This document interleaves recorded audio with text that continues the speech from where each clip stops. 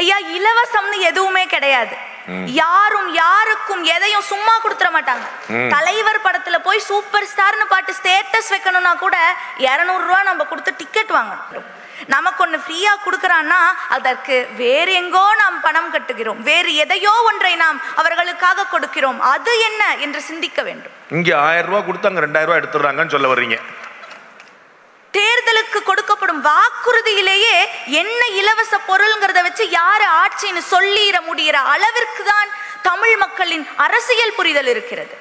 அப்ப ஓட்டுக்கு பணம் கொடுக்கிறது தப்பு, அதனால நாங்க ஆட்சிக்கு வந்தா இதை செய்யறோம் அப்படின்னு சொல்றது அதன் மற்றொரு வடிவம் தானே. ஓட்டுக்கு பணம் கொடுக்கிறது தப்பு, பணமா கொடுக்கிறது தப்புன்னு புரிஞ்சுக்கிட்டாங்க. அப்ப வேற மாதிரி கொடுத்துருவோங்கிறத செஞ்சுட்டாங்க. வள்ளுவர் தான் சொல்றார், இறந்தும் உயிர் வாழ்தல் வேண்டின் பறந்து கெடுக உலகியற்றியான் என்று சொல்லுகிறார்.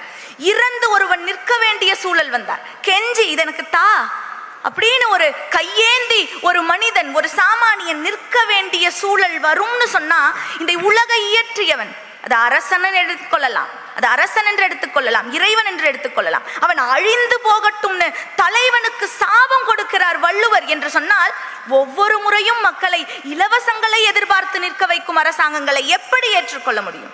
இங்கு வேலையில்லா திண்டாட்டம் எவ்வளவு பெரிய பிரச்சனை, அதற்கான தீர்வை எந்த அரசாங்கம் வழங்கியது?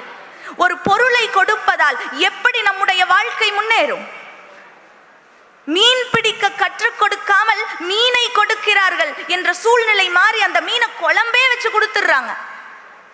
கடைசியில் மக்களுக்கு நாம் என்ன செய்ய வேண்டும் என்ற புரிதலும் பிரஜையும் இல்லாமல் போகிறது. மீன் குழம்பா கொடுத்தா சைடிஷா வச்சுக்க வேண்டியதான். இதுல என்ன உங்களுக்கு குழப்பம் வேண்டியிருக்கு? ஐயா, பெண்களுக்கு இலவசமா பேருந்துல பயணம் பண்ணலாம்னு சொன்னாங்க, ரொம்ப மகிழ்ந்தோம்.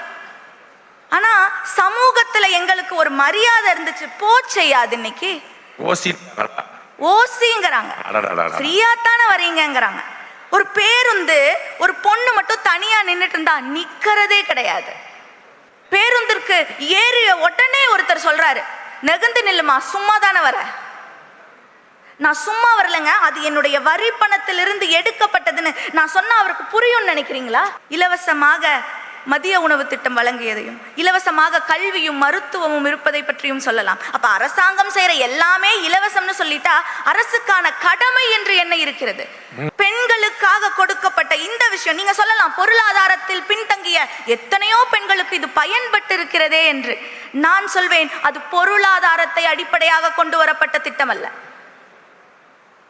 பெண்ணுக்கு பெண் என்பதால் அது வழங்கப்படுகிறது.